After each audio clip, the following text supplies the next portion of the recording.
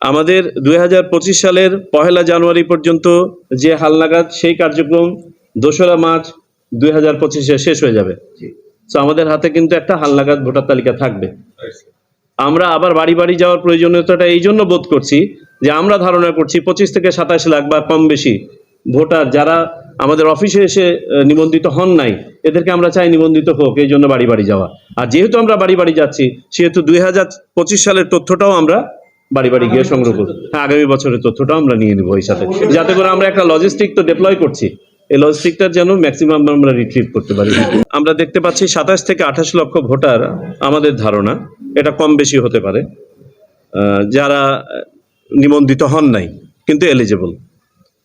এই বাস্তবতায় আমরা সিদ্ধান্ত নিয়েছি যে আমাদের এই বছরের হালনাগাদ যে প্রক্রিয়া, সেই প্রক্রিয়াটা সম্পন্ন হয়ে যাবে। আপনারা জানেন যে 1 জানুয়ারিতে যে ডাটাটা হয়, সেই ডাটাটা 2রা জানুয়ারি থেকে শুরু করে 2রা মার্চ পর্যন্ত আমরা বিভিন্ন শুনানি ইত্যাদি সম্পন্ন করে 2রা মার্চে খসড়া প্রণয়ন করি।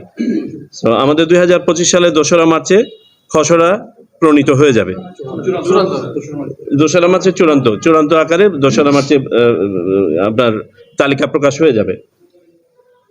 কিন্তু যারা বাদ পড়লো, আমরা চাই যে তারা আমাদের ভোটার তালিকায় সন্নিবেশিত হোক। এই জন্য আমরা সিদ্ধান্ত নিয়েছি আমরা বাড়ি বাড়ি গিয়ে তাদের তথ্য সংগ্রহ করব। এই বাদ পড়া ভোটাররা ছাড়াও আমরা 2025 সালে যারা ভোটার হবেন, অর্থাৎ 2026 সালের 1 জানুয়ারি পর্যন্ত যারা ভোটার হবেন, তাদের তথ্য আমরা বাড়ি বাড়ি গিয়ে সংগ্রহ করব। এতে করে আমাদের যে অ্যাডভান্টেজটা আমরা পাবো বলে মনে করছি, যে আমাদের ভোটার তালিকাটাকে আমরা একটু চেক করে নিতে পারবো। আপনারা জানেন যারা মারা যান তাদেরকে একটা ফর্মের মধ্যে না হওয়া পর্যন্ত, এন্ডোর্স না হওয়া পর্যন্ত তাদেরকে বাদ দেওয়া যায় না। তো আমরা যখন বাড়ি বাড়ি যাব, তখন আমাদের মৃত যে ছিলেন পুরনো ভোটার, তাদেরকে বাদ দেওয়াটা সহজ হবে। কোথাও কোনো ডুপ্লিকেশন থাকলে বা অপরাপর কোনো ধরনের ডিসক্রিপেন্সি থাকলে সেগুলো আমরা হয়তো কাটিয়ে উঠতে পারবো। তো এই আলোকে আমরা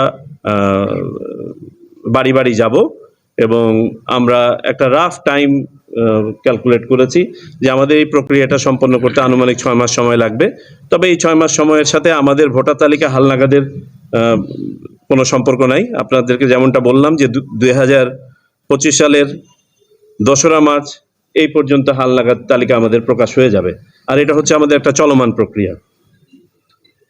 আমাদের উদ্দেশ্য হচ্ছে একটা শুদ্ধ এবং পূর্ণাঙ্গ তালিকা, যেখানে সঠিকতা যেন 100% আমরা নিশ্চিত করতে পারি। আর পাশাপাশি যারা প্রাপ্তবয়স্ক এবং 1 জানুয়ারি 2025 এবং পরবর্তীতে 1 জানুয়ারি 2026-এ যারা ভোটার হওয়ার যোগ্য, তারা কেউ যেন বাদ না পড়েন।